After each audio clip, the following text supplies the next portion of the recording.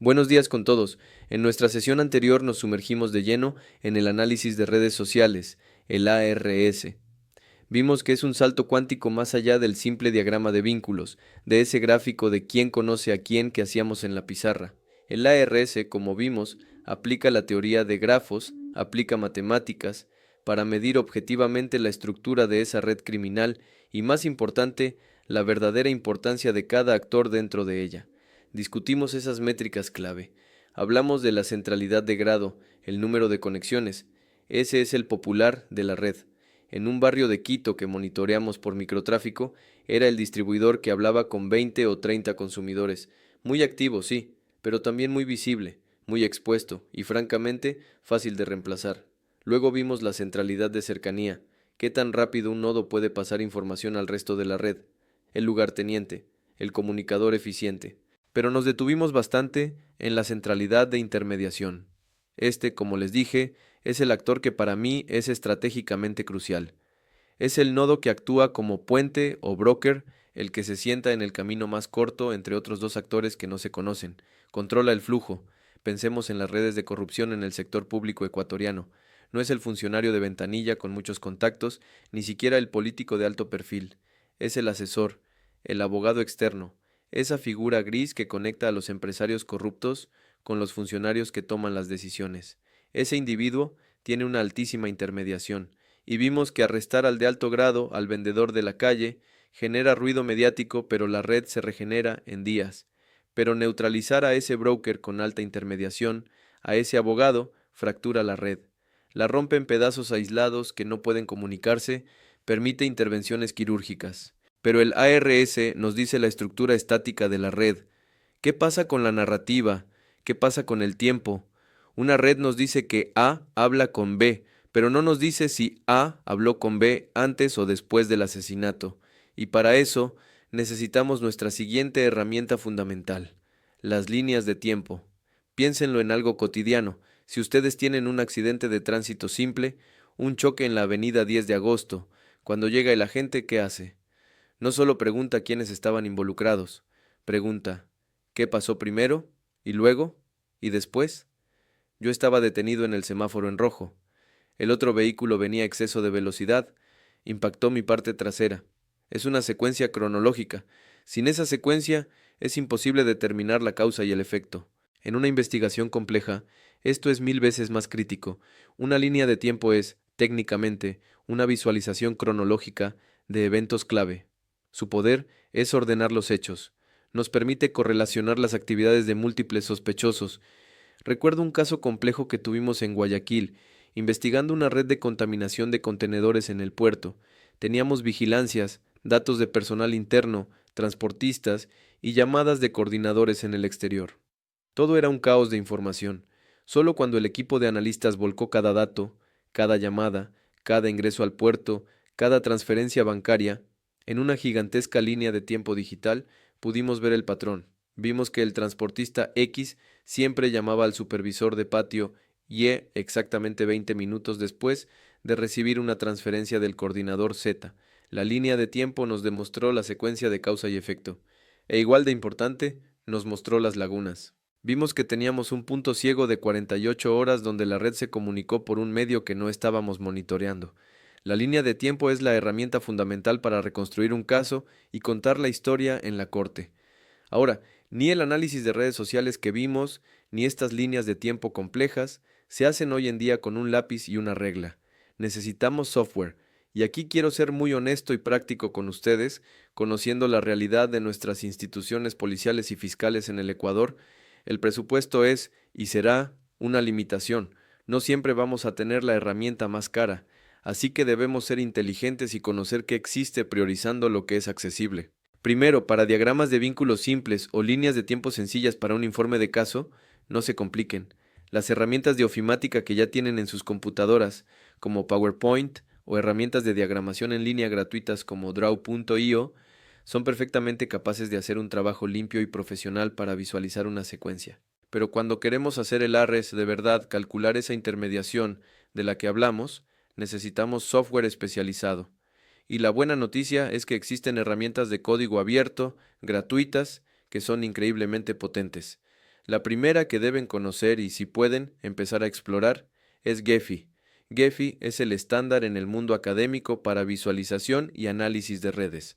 Ustedes le pueden cargar una hoja de cálculo, por ejemplo, el listado de llamadas de un teléfono incautado, y Gephi les va a dibujar esa bola de pelos inicial, esa red, y les permitirá aplicar los algoritmos matemáticos para encontrar los nodos clave. Es una herramienta de exploración visual de datos brutal. La segunda herramienta que deben conocer, que tiene una versión gratuita, Community Edition, es Maltego. Maltego es diferente a Gephi. Es una de las herramientas de inteligencia de fuentes abiertas, o SINT, y análisis de vínculos más famosas del mundo. Mientras que Gephi es para analizar datos que ya tienes, como las sábanas telefónicas, Maltego es brillante para encontrar las conexiones. Ustedes le dan un dato inicial, un nombre, un correo, el RUC de una empresa fachada, y Maltego empieza a jalar información de Internet, de redes sociales, de bases de datos públicas, y a construirles el gráfico de vínculos, mostrándoles relaciones que ustedes no conocían. La versión gratuita es limitada, pero les enseña la metodología que usa el estándar de la industria. Y hablando del estándar de la industria, aunque sea costoso y no lo tengamos en todas las unidades, ustedes como futuros analistas de inteligencia deben saber que existe. El software de referencia a nivel mundial, el que ven en las películas y que usan el FBI, la DEA, Europol y también las unidades de inteligencia más avanzadas aquí en el país, es el IBM i2 Analyst's Notebook. Este es el estándar de oro. Está diseñado desde cero para el análisis de vínculos policial y militar. Todo lo que hemos hablado, el ARS, las líneas de tiempo, la integración de datos I2, lo hace de manera robusta y diseñada para la presentación de evidencia. Conocerlo, aunque no lo usen a diario, es saber cuál es el producto final al que debemos aspirar. Ahora, hemos hablado de estas herramientas fantásticas. Hemos visto Gephi, hemos mencionado Maltego Community Edition, y es fácil entusiasmarse, es fácil pensar que con instalar este software ya somos analistas de inteligencia de primer nivel. Pero aquí, colegas, viene la parte que separa al analista profesional del aficionado, el dato y la ética. Primero, el dato. Gephi, ese software de código abierto del que hablamos, es increíblemente poderoso para calcular esas métricas de centralidad, para encontrar al broker en la red, pero Gephi no piensa, Gephi calcula. Si ustedes le alimentan con sábanas telefónicas incompletas o con una base de datos de vigilancias que está mal depurada, las métricas de centralidad que les va a arrojar serán incorrectas. El principio de garbage in, garbage out, basura entra, basura sale, es una ley absoluta en nuestro trabajo. Un simple error en la transcripción de un número telefónico en el archivo Excel que usamos como fuente puede hacer que dos redes criminales que operan por separado parezcan estar conectadas, o peor aún, puede hacer que el verdadero puente, ese actor de alta intermediación que buscamos, parezca un actor periférico e irrelevante. El software no va a corregir nuestros errores de recolección o de tabulación. La herramienta es tan buena como el dato que le damos. Y luego tenemos el segundo punto, la ética y la legalidad, especialmente con herramientas como Maltego y el OSINT, la inteligencia de fuentes abiertas. Esta herramienta, como les dije, es fascinante. Pueden empezar con un simple alias de Facebook, un perfil sospechoso, y a través de las transformaciones que hace Maltego, empezar a jalar información pública, el correo asociado, otras redes sociales, fotos, lugares donde se ha etiquetado, los nombres de sus familiares que comentan públicamente, y en media hora, sin moverse de su escritorio, pueden tener un mapa de la vida de una persona. La pregunta clave aquí, y se las dejo para que la reflexionen profundamente, es ¿dónde está la línea? El hecho de que esa información sea pública, que alguien la haya posteado voluntariamente en Instagram o Facebook, nos da a nosotros, como Estado, como Policía Nacional, el derecho automático a recolectarla, almacenarla, cruzarla masivamente y usarla en una investigación. Aquí es donde su formación debe ser impecable. En Ecuador tenemos una ley de protección de datos personales que es muy clara y pone límites estrictos. No podemos simplemente ir de pesca en las redes sociales para ver qué encontramos. Nuestras actividades de inteligencia, incluso en fuentes abiertas, deben estar siempre amparadas en una investigación previa, en una noticia del delito, en una autorización fiscal o judicial, si es necesario. El uso de OSINT, sin un marco legal claro, sin justificación, puede no solo ser una violación a los derechos de un ciudadano, sino que puede contaminar y anular toda la evidencia que obtengan en un caso. Así que vean estas herramientas como lo que son: un bisturí.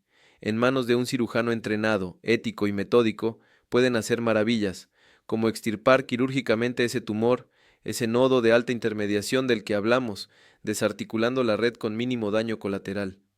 Pero en manos equivocadas, o usadas sin el debido cuidado, sin el rigor metodológico y legal, pueden causar un daño tremendo, tanto a la investigación como a los derechos fundamentales de las personas. Tengan eso muy presente. ITESUT, Instituto Superior Tecnológico Universitario de Transporte.